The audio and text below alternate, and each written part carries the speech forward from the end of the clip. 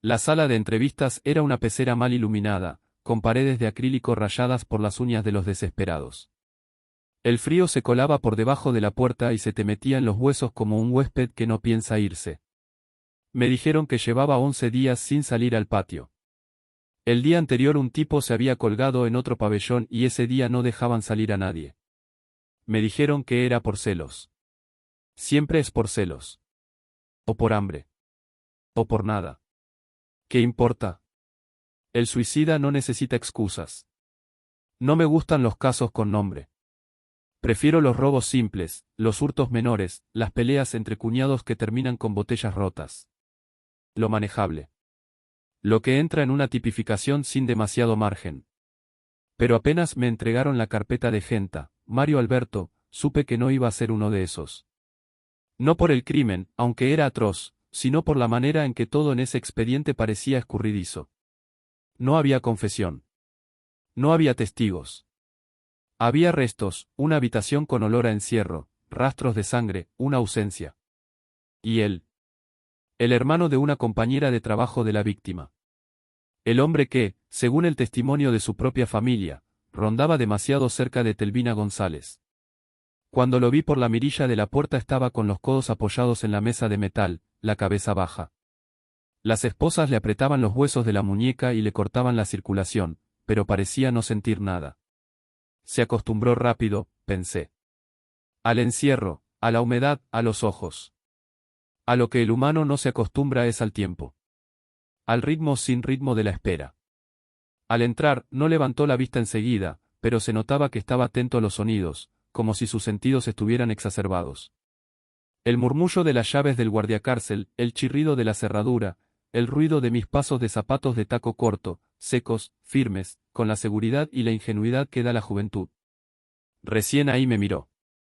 No solía sentir miedo en los penales. A esa altura, abogada nueva, creía que podía salvar al mundo con la justicia y creía también haber aprendido a sostener la mirada, a medir la distancia justa entre el profesionalismo y la humanidad. Pero al leer su expediente, hubo algo que se despegó de la hoja. No el crimen. La forma. El modo. El relato que se insinuaba entre líneas.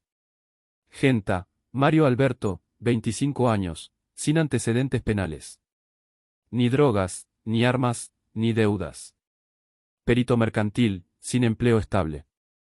Callado, educado, decían los vecinos. Pero una mujer apareció muerta en un descampado por el cual los habían visto frecuentar. Etelvina González, 23 años, compañera de trabajo de su hermana. La escena del asesinato, dantesca. Difícil entender cómo una persona puede llegar a hacer semejante cosa. Me habían asignado el caso hacía 5 días. Pedí leer todo antes de verlo. No por precaución. Por respeto a ella. Y porque, a decir verdad, no quería que su mirada me encontrara sin estar preparada. Cuando me senté frente a él parecía relajado. No abatido, no nervioso. Solo presente. Como si estuviera en una pausa, no en un encierro. Mario Alberto Genta. Pregunté. Así me llamo, respondió, sin levantar del todo la cabeza. No sentí que quisiera intimidarme, pero su forma de hablar tenía un ritmo distinto. Una modulación que buscaba el efecto más que el sentido. Enseguida supe que hablaba como si ya estuviera escribiendo algo.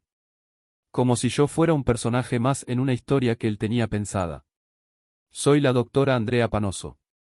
Voy a asumir su defensa. Vengo a informarle el estado de su causa. No reaccionó. Me miraba como si esperara algo más. Como si el hecho de que yo existiera frente a él tuviera un valor simbólico. Primera vez en un penal. Me preguntó. Me incomodó el tono. No era irónico. Era íntimo. Como si él y yo ya compartiéramos un vínculo invisible. No respondí. Solo abrí la carpeta. Tenés un nombre raro para una abogada, insistió. Andrea, hermoso nombre para una profesión tan fea. Lo miro fijamente por primera vez. Sé lo que está haciendo y él lo entiende perfectamente. Pero no la corta. Solo me observa. Como si tomara nota interna de mi modo de operar. ¿Te molesta que te lo diga? Volvió a la carga. No me molesta. pero tampoco suma.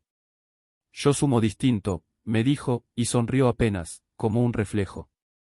Hablé de las pruebas, sus huellas en las prendas de la víctima, el prendedor verde de ella con rastros de sangre en la pieza de él, la ausencia de testigos y la denuncia de su propia familia. Él asentía, sí, pero solo en apariencia. Estaba en otro lado. Me miraba las manos. El cuello. El brillo del aro que llevaba en la oreja izquierda. Pude sentirlo. No era mirada. Era apropiación. Cuando mencioné a Etelvina, se recostó apenas en la silla. Sus pupilas se oscurecieron. ¿Qué quiere decirme sobre ella? Nada que cambie los hechos, dijo. Pero quizás sí la interpretación. La interpretación no me sirve si usted no colabora. La mató. Se quedó callado. No por culpa. Por elección. ¿Usted sabe lo que es estar dominado por una imagen? Preguntó entonces. No por una persona. Por la forma en que esa persona se te mete en los pensamientos. Se cuela entre los silencios. Se queda cuando ya no debería. Lo escuché, pero no anoté nada. No era testimonio. Era una confesión distinta. No jurídica. Psicológica. Poética, incluso. Me dio rabia que hablara así de ella. Como si Etelvina le debiera algo solo por haber existido. ¿Y usted cree que eso lo justifica? No, dijo. Pero explica. Que no es lo mismo. Ahí supe que no le importaba la libertad. No buscaba absolución. Buscaba audiencia. Y eso me colocaba en un lugar peligroso, el de oyente involuntaria. O, peor, el de protagonista sin quererlo. Voy a hacer mi trabajo, señor Genta. Pero si vuelve a dirigirse a mí como si yo formara parte de su relato, esta será la última vez que nos veamos. No respondió. Pero lo vi. Esa media sonrisa. No era de burla. Era satisfacción. Como si ya hubiera conseguido lo que vino a buscar, entrar. Salí de la sala y no fui al baño. Caminé directo hasta el portón. Necesitaba aire. El de afuera, aunque fuera húmedo y espeso. Esa noche soñé con una hoja. Verde, brillante, cayendo en cámara lenta sobre un charco. Se hundía sin ruido. Y el agua se cerraba encima, sin dejar rastro.